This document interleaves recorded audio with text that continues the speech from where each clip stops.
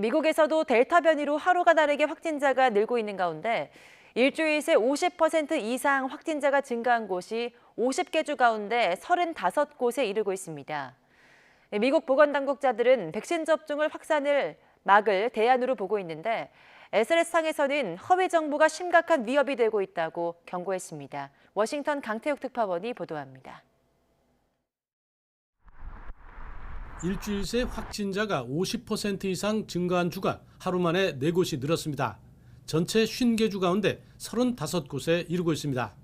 10% 이상 신규 확진자가 증가한 주는 하루 만에 1개 주가 더 늘어 47개 주에 달하고 있습니다.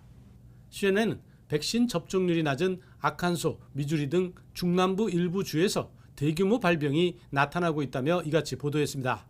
In some parts of Missouri, the number of COVID-19 cases are exceeding any numbers they've seen at any time during this pandemic. 뉴욕타임스는 미국 전체적으로는 지난달 하순 11,000여 명으로 바닥을 쳤던 하루 감염자가 26,000여 명으로 2배 이상 증가했다고 전했습니다. 반면 12세 이상 백신 접종률이 83%로 가장 높은 버몬트주의 하루 평균 신규 확진자는 11명에 그치고 있습니다. 백신이 효과가 있다는 것인데 미국 전체적으로는 접종률이 정체를 빚고 있습니다.